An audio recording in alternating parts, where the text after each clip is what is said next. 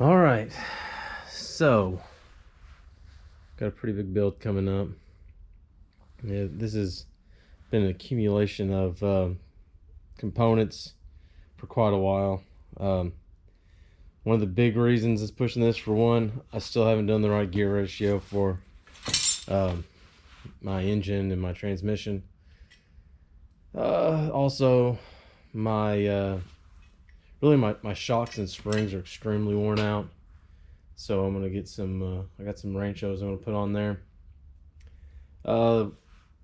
Some of the stuff's not too bad. My tie rods are not in terrible shape, but I'm gonna go ahead and I think I'm gonna go ahead and do the tie rods and the ball joints while I've got it. So I'm doing like just a 2-inch lift, 2.5 inch lift. So I've gone with these old man Emu 2933s. Well, there's an X over there. Maybe that's something different. I don't know. But I've got the ZJ tie rod kit, and then I've also got me an ARB locker. Got the RD 100, and I've got me some new gears for the Dana 30. So I'm going 373s. I'm also gonna upgrade the brakes. There's the Black Magic 477 pads, and then also I've got their disc brakes, their discs.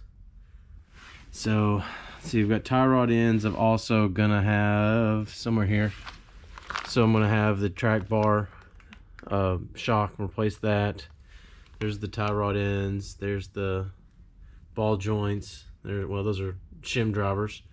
That's going to be the axle rebuild kit. So when I get in there, I'm going to put fresh bearings and seals in the axle, along with the new gears and the locker. So now, one thing I just remembered I don't think I have the differential fluid. So oops. I'm also going with an adjustable track bar. This is the Currie, and this is the CE 9120 TJS. I think it's the difference of some of these are, it's got like some Johnny joint thing. I don't know really. I guess you open up one of the bolt holes somewhere in the frame or axle or something. It's supposed to be good. Originally I was gonna skip the 2-inch lift because I wanted to go with a 3 or 4-inch lift. I wasn't for sure which way I wanted to go. But I was worried about a lot of different things, and now I've been worried about if I can even get in my garage. Also, I didn't want to, the kit that I want's like $2,600. I really didn't want to drop that right now. So I was just like, well, I'll just do the, couple $100 in springs and shocks. I've already done the rear shocks. The rear shocks weren't nearly as bad. My front ones are terrible, and then with mud tires, it is cupping my tires terribly. It's extremely loud. It vibrates. My fuel economy has dropped quite a bit by this, so I need to fix the shocks. And yeah, I could fix the shocks and springs and shocks really quickly. I really need to go ahead and get my I had this stuff sitting around. So I really need to go ahead and do my ring and pinion and my locker. So I figured I might as well. I'm going to start with the front, and then I'm not going to have 4-wheel drive for a little while, and then kick the can a little bit down the road, and then do my rear axle. I guess pulling it's a little more simple, I guess, but I want to have a little bit of experience setting up gears on the front where it's a little more forgiving, I guess. So yeah, this is a pretty big job for me. The gears are kind of a worry.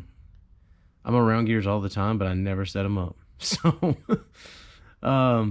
but I figure if I go slow, I'm going to pull the axle out. I'm going to set it up on some sawhorses, and I'm going to try to make it easy that way. In the meantime, hopefully with all these fresh components and new grease and probably do an oil change. There's also a fitting that goes into the oil cooler of the R2.8 that I haven't been able to get to, and I'm gonna try to tighten that up and try to see, because I get a really slight leak, and I hate that for such a brand new engine. But now that's completely my fault. That was something I did.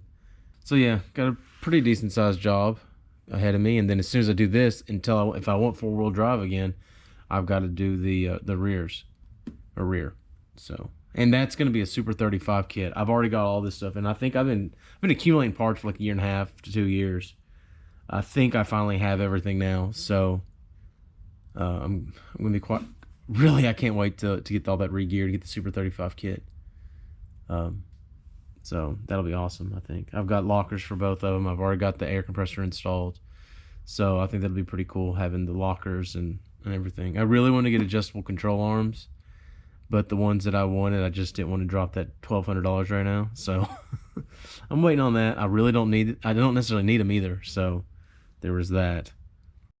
Okay. So got the wheels off. It's my inner rock. So I'm just getting ready to... All I'm going to do tonight is get some penetrating oil and everything. Now, you might have a question of why go with the Grand Cherokee, which is short for that. Like, you know, they call TJs. They call the Grand Cherokee the ZJ. It's got a V8. It's got a little, so it has a little bit beefier suspension, but just barely. Everything's the same except for this. You see this right here? See those two? I don't know if you can... Oh. See the difference between the tie rods? So, that's the reason. Let me see. I think... Let's measure the threads. So... That is point... Oh no, it's like around 0.7. Whereas this